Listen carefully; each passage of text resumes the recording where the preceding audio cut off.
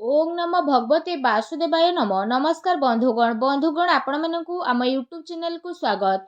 बंधुगण आजिर भिडियो रे आमे आपण मानकु कहिबाकु जाउछु 29 तारिखटी आपणकर किपरि कटिबो केउ प्रकारर आजिर दिन को आपण माने प्लानिंग करिवे ता सहित जदि आमे विशेष भाबरे कहिबु केउ केउ जिनिस रे आपणकु फायदा हेबो केउ सब जिनिस रे आपणकु सावधानियता अवलंबन करिबाकु पड़िबो आपणकर लव लाइफ किपरि रहइबो कैरियर किपरि रहइबो बिजनेस आउ व्यापार किपरि रहइबो ता सहित स्वास्थ्यर किछि महत्वपूर्ण इनफॉरमेशन मध्य आमे आपण मानकु भिडियो रे कहबू आउ भिडियो शेष रे आमे आपण मानकु गोटे उपाय विषय रे कहबू जहा द्वारा आपण आजिर दिन को आहुरी अधिक शुभ और मंगलदायक साब्यस्त करि पारिबे।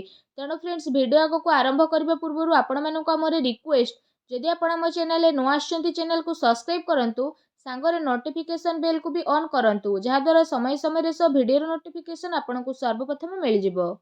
तो चलतु जानिबा किपरि रहिबो आपणक पई 29 तारिखर दिनटी। जदि आमे विशेष भाव में कहिबा सबुठारु प्रथमे कहिबा कि कोन आज आपणक पई पॉजिटिव रहिबा पई जाउछि। जदि आमे आज कहिबा कि फ्रेंड्स आजिर दिन आपणक पई बहुत ही भल दिन रहिबो। जरूरी काम हेबा द्वारा आज आपणकु बहुत अधिक लाभदायक अवसरर प्राप्ति हेबो। अटकी थिबा धन आज आपणकु वापस रे पुणी थरे मिली पारे। भल खबर मिलिबार आज विशेष भाव में अनेक जोग मध्य बनुछि। उच्च पदाधिकारी एवं वृद्ध लोकंकर कृपा दृष्टि आपणक उपरे विशेष भाव में रहिबो। सबु कार्य आपणकर सरलतार सह संपन्न होई कि आज आपणकु प्रतित नजर आसीबो। ता सहित जदि आमे एठी कहिबा आज आपणकर कार्यकुशलता बल रे केते सारा महत्वपूर्ण कार्य को बहुत भल रूप से पूर्ण मध्य करिवे जहा पई आपणकु काफी खुशी मध्य अनुभव हेबो। कौनसी घनिष्ठ संपर्क मित्रंकर घरे आगमन एवं हस परिहास रे आपणकर टाइम को स्पेंड करिवे आ घरर माहौल को आपण काफी खुशी भरा मध्य करिवे। निज परिवार रे व्यवस्था बनै रखिबा पई कि जहा भी नियम एवं कायदा बना जायछि से सबु बाकी रे काबिलियत हेबो। एहा द्वारा घरे अनुशासित माहौल मध्य रहिबो एवं पिला माने निजर पाठ पढ़ा प्रति एकाग्र चित्त मध्य रहिबे। आज पूरा सबु दिन जीवन रु बाहरी कि किछि नुआ करिबा पई आपण ट्राई करिवे जहा द्वारा आपणकर मानसिक एवं शारीरिक थकापन दूर हेबो। आ गोटे नुआ ऊर्जार प्रभाव आपण आपणक भितरे अनुभव मध्य करि पारिबे। फाइनान्स संबंधित बहुत भल निर्णय नेबा पाई मध्य ए दिन आपणक पाई बहुत ही उत्तम दिन रहिबो।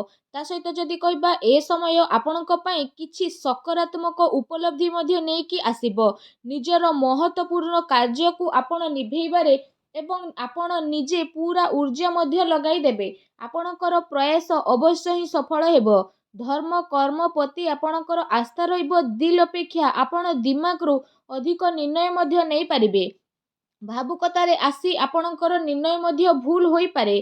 शेयर मार्केट एवं रिस्क संबंधित कार्य रे जदि कहिबा आपणक पई लाभदायक परिस्थिति मध्य आज उत्पन्न हेबो जहा पई जदि कहिबा आपणक मन बहुत ही प्रसन्न रहिबो। आसंतु जानिबा आज आपणक पई कोन नेगेटिव रहिबो। जदि कहिबा पारिवारिक स्थिति आज आपणकर चिंतापूर्ण हेबो। परिवार रे जणे आउ जणक सहित ताल मेलर अभाव मध्य होई पारे। ता सहित अनावश्यक कथा को नै कि विवाद मध्य उत्पन्न हेबार आज विशेष भाव में संभावना देखा देउछि। कौनसी प्रकार मन रे भ्रम उत्पन्न हेबा कारणरू जणे आउ जणकर सह लड़ाई झगड़ा मध्य होई पारे। ता सहित पिलांकर किछि नकारात्मक गतिविधि कारणरू जदि कहिबा आपणक भितरे चिंता आ क्रोध भली समस्या मध्य उत्पन्न हेबो।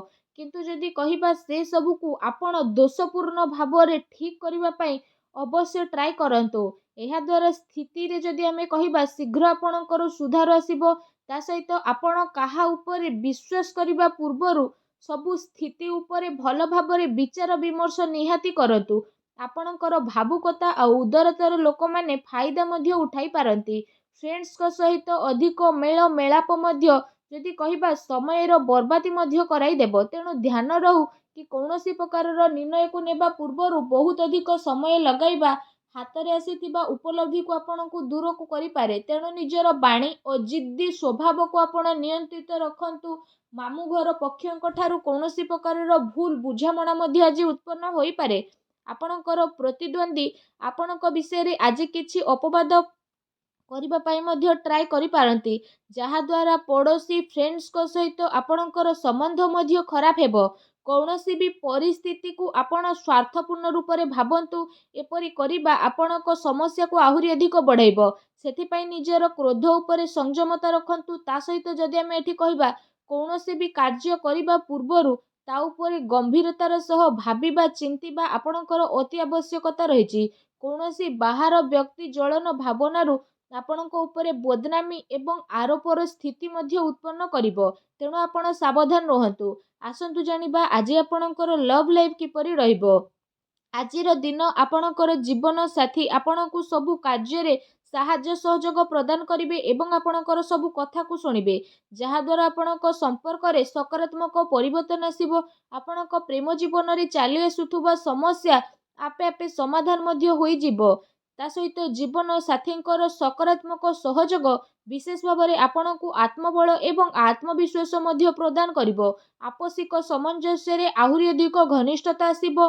ପିତାଙ୍କର କିଲକାରୀ ଆପଣଙ୍କୁ ଖୁସି ଅନୁଭବ ମଧ୍ୟ କରିବ। ଘରେ ଛୋଟ ଛୋଟ କଥାରେ ଖୁସି ଭରା ବାତାବରଣ ଦେଖିବାକୁ ମିଳିବ।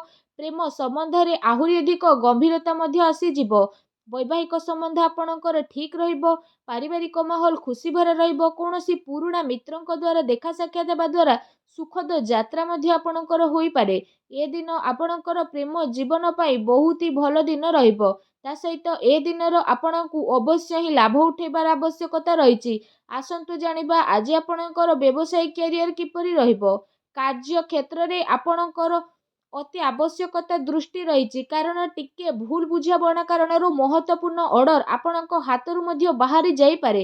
ଚାକିରି ପେଶା ବ୍ୟକ୍ତିବିଶେଷଙ୍କୁ ମଧ୍ୟ ଧୈର୍ଯ୍ୟ ବନେଇକି ରଖିବାର ଅତି ଆବଶ୍ୟକ ରହିଛି, କାହିଁକି ନା ପ୍ରତିଦ୍ୱନ୍ଦ୍ୱୀଙ୍କ ଉପରେ କାମର ଅଧିକ ବୋଝ ରହିବ। କାର୍ଯ୍ୟକ୍ଷେତ୍ରରେ କିଛି ନୂଆ ପରିବର୍ତ୍ତନ ଆଣିବାର ଆପଣଙ୍କୁ ଅଧିକ ଆବଶ୍ୟକତା ରହିଛି। ସହଯୋଗୀ ଏବଂ କର୍ମଚାରୀଙ୍କର ଗତିବିଧିକୁ ଆପଣ ନଜରଅନ୍ଦାଜ ଆଦୌ କରନ୍ତୁ ନାହିଁ। ଆପଣଙ୍କ ପିଠି ପଛରେ କେହି ଆପଣଙ୍କୁ ନୁକସାନ ମଧ୍ୟ ପହଞ୍ଚାଇବା ପାଇଁ ଟ୍ରାଏ କରିପାରନ୍ତି। ଏହା ସହିତ ସାଝେଦାରୀ ବ୍ୟବସାୟରେ ମାର୍ଗଦର୍ଶିତା ରଖିବା ଆପଣଙ୍କ ପାଇଁ ଅତି ଆବଶ୍ୟକ ରହିଛି।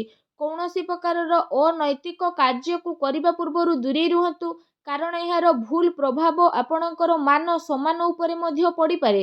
ତା ସହିତ କୌଣସି ଅଜଣା ବ୍ୟକ୍ତିଙ୍କ ସହ କୌଣସି ବି ଡିଲ୍ ଫାଇନାଲ ଆପଣ କରନ୍ତୁ ନାହିଁ। ଏହା ଆପଣଙ୍କ ପାଇଁ ବହୁତ ଭଲ ରହିବ। ତା ସହିତ ଯଦି କହିବା କାର୍ଯ୍ୟକ୍ଷେତ୍ରରେ ଚାଲି ଆସୁଥିବା କୌଣସି ବି ପ୍ରକାରର ଭୁଲ ବୁଝାମଣାକୁ ଆପଣ ଶାନ୍ତିପୂର୍ଣ୍ଣ ରୂପରେ ସୁଲଝେଇବା ପାଇଁ ଟ୍ରାଏ କରନ୍ତୁ, କାହିଁକି ନା ରାଗ ଏବଂ ଆବେଗରେ ଆସିକି ପରିସ୍ଥିତି ଆପଣଙ୍କର ଆହୁରି ଅଧିକ ବିଗିଡ଼ି ପାରେ। ଅଧିକାରୀଙ୍କ ସହ କଥାବାର୍ତ୍ତା କରିବା ସମୟରେ ଯଦି କହିବା ମାନସିକ ସ୍ଥିତି ଆପଣଙ୍କର ସାମାନ୍ୟ ବନେଇକି ରଖନ୍ତୁ। ଏହା ସହିତ ଯଦି କହିବା ଏ ଦିନ ମାର୍କେଟିଂ ସମ୍ବନ୍ଧିତ କାର୍ଯ୍ୟ ଏବଂ ବାହାରର ଗତିବିଧିରେ ଟାଇମ୍ ଆପଣଙ୍କର ସ୍ପେଣ୍ଡ ହେବ। ଚାକିରି ପେଶା ବ୍ୟକ୍ତିବିଶେଷଙ୍କୁ ନିଜର ଟାର୍ଗେଟ ପୂରା ହେବା ଦ୍ୱାରା ପ୍ରମୋସନ ମଧ୍ୟ ମିଳିପାରେ, ଯାହା ପାଇଁ ସେମାନଙ୍କ ମନ ବହୁତ ଅଧିକ ପ୍ରସନ୍ନ ରହିବ। ଆସନ୍ତୁ ଜାଣିବା ଆଜି ଆପଣଙ୍କର ସ୍ୱାସ୍ଥ୍ୟ କିପରି ରହିବ। ଯଦି କହିବା ଆଜି ଆପଣଙ୍କୁ ଏସିଡିଟି ଏବଂ ଗ୍ୟାସର ସମସ୍ୟା ଉତ୍ପନ୍ନ ହୋଇପାରେ, ତେଣୁ ନିଜର ଖାଦ୍ୟପାନ ଉପରେ ଆପଣ ବିଶେଷ ଭାବରେ ଧ୍ୟାନ ରଖନ୍ତୁ। ଏହା ସହିତ ଘରୁ ବାହାରକୁ ବାହାରୁଥିଲା ବେଳେ ପକେଟରେ ଆପଣ ଦୁବ ନେଇକି ଯାତ୍ରା ଆରମ୍ଭ କରନ୍ତୁ। ଦିନ ଆପଣଙ୍କ ପାଇଁ ଶୁଭ ରହିବ। ଭିଡ଼ିଓଟି କେମିତି ଲାଗିଲା କମେଣ୍ଟ କରିକି ଜଣାନ୍ତୁ। ଚ୍ୟାନେଲରେ ନୂଆ ଆସିଥିଲେ ଚ୍ୟାନେଲକୁ ସବସ୍କ୍ରାଇବ କରନ୍ତୁ। ଧନ୍ୟବାଦ।